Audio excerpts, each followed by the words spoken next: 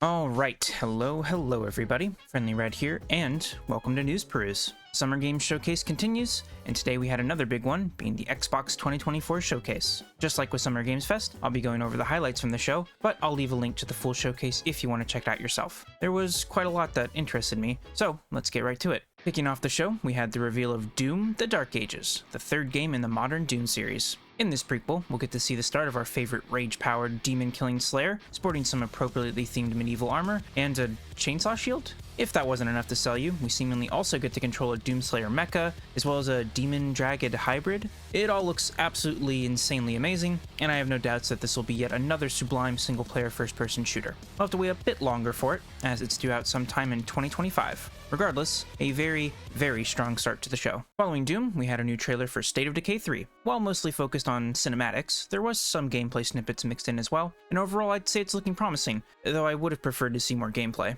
I'm glad we got anything regarding the game though, as it's been quite some time since the reveal. Sadly, it seems that the game still has a ways to go, as we didn't get any specific release date or even vague release window for the game. Right after that, however, we got a trailer that I was pretty surprised to see here, that being the reveal trailer for Dragon Age: The Veilguard. I'd say I'm surprised because EA and BioWare are hosting their own dedicated event for the game this upcoming Tuesday, so I would have figured that any and all Dragon Age info would be exclusive to that. Considering this was just a cinematic trailer with no gameplay, however, I suppose they may have wanted to just get this out there beforehand.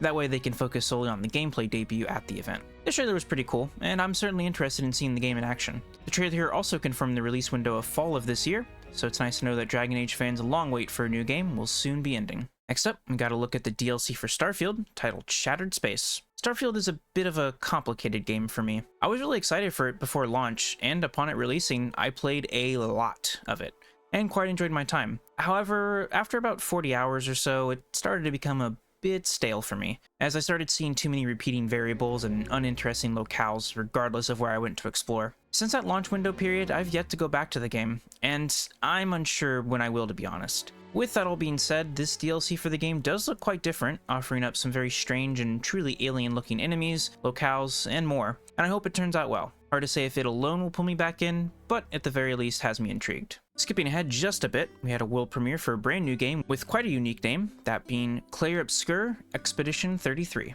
Gotta say, this might be the most exciting wholly new game that was shown off at the showcase for me. The story concept is certainly interesting, focusing around a godlike being known as the Paintress, who each year creates a new painting with a number tied to it. Many people who are the same age as that number vanish into nothing, and thus, some brave inhabitants of the world in-game have taken up arms against the Paintress, hoping to stop her paintings once and for all. Now, given the style and small snippets of exploration they showed in the trailer, I would have expected this to maybe be some sort of action game, Souls-like, or something similar. So imagine my surprise when they showed combat consisting of turn orders, commands, and the like. I really was not expecting this to be a turn-based RPG, but I can absolutely dig it. And it does seem to incorporate some real-time elements in the turn-based battles. Perhaps it'll use something akin to the action commands from the Mario RPGs? We'll have to wait a bit longer to know for sure, as the game isn't releasing until sometime in 2025, and I'm for sure going to be keeping an eye on this one. No need to skip ahead for this next discussion point, as following the reveal for S.T.A.L.K.E.R, we got a new trailer for South of Midnight. Right away, I have to comment on the visual style of this game. It just looks so damn cool and unique. In a way, it sort of reminds me of the Spider-Verse movies, with the way characters animate at an intentionally lower speed,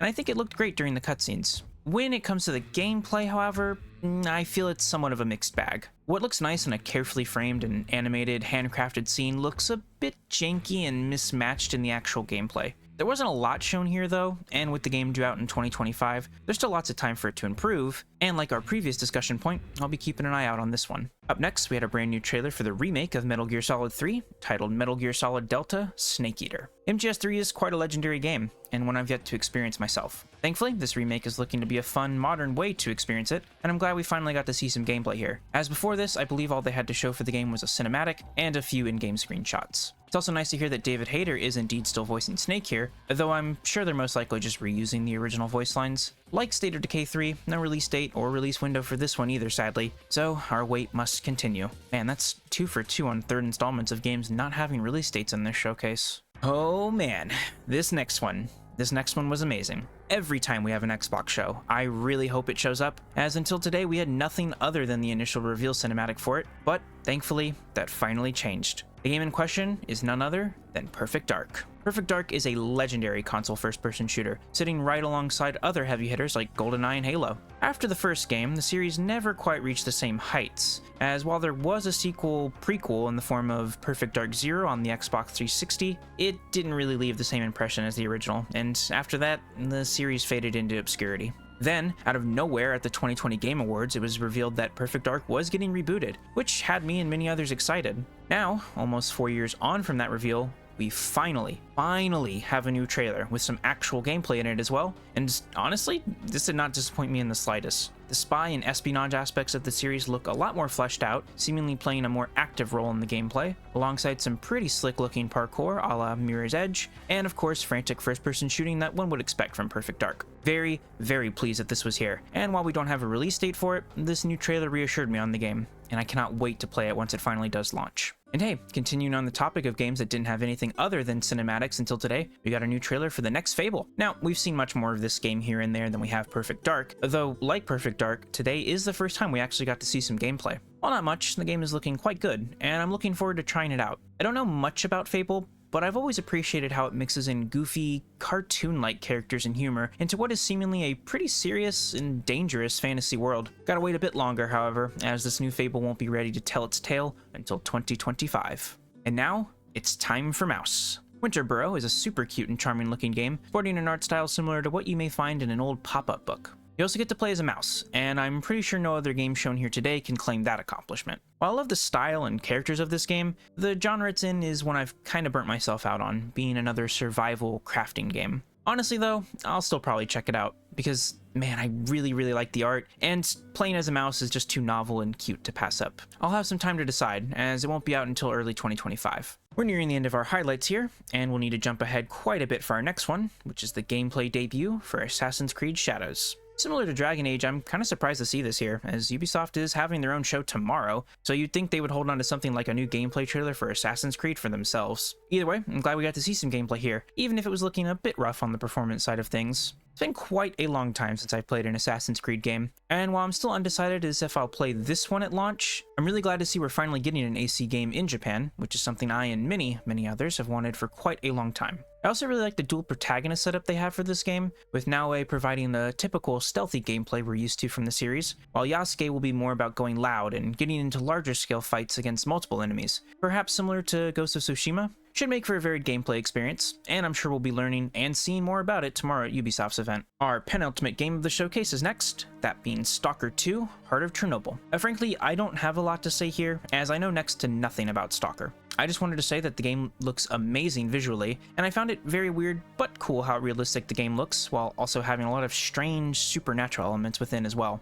I also know it's been a long time coming, and thankfully those who are more invested in the series won't have to wait much longer, as the game is due out on September 5th of this year. And last, but certainly not least, we had the reveal for the next Gears of War game, Gears of War E-Day. Similar to Assassin's Creed, I've been away from the Gears games for quite some time. I've yet to play any of the modern titles, but I know they're quite well-made games, and I'm sure this next title will be no exception. What makes me more interested in this title compared to 4 or 5, however, is that it's a prequel, showcasing the start of the Locust invasion through the eyes of our original protagonists, Marcus and Dom. Since I'm more attached to that original Xbox 360 trilogy, I feel more inclined to actually give this one a go, and it may just reignite my interest enough to finally give the modern day games a play as well. We'll have to wait and see, as we didn't get any dates tied to this one. Man, that was quite a lot, and while I could probably keep going on and on, I think I covered all the things I wanted to from the showcase. Honestly, this was one of the best showcases Xbox has had in a long time, I think, with so much quality and variety being shown with little to no downtime or uninteresting bits. It really was just game after game after game.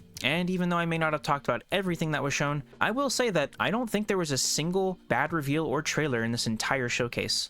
Sure, there may have been some stuff in genres or series I'm not too interested in, but even then, those games still look to have quality, passion, and creativity behind them, and that's great to see for the fans of those games or genres. Without a doubt, this has been the best game showcase for the summer so far, and while I think Nintendo's Direct will also be quality, it probably won't have the sheer variety of titles that we had here. So I think this one will be the overall winner for a wide audience in the gaming community. You did good, Microsoft. You did good. But I think that'll do it for this news peruse. I hope I was able to relay the info well, and I hope you enjoyed. I'll see you next time.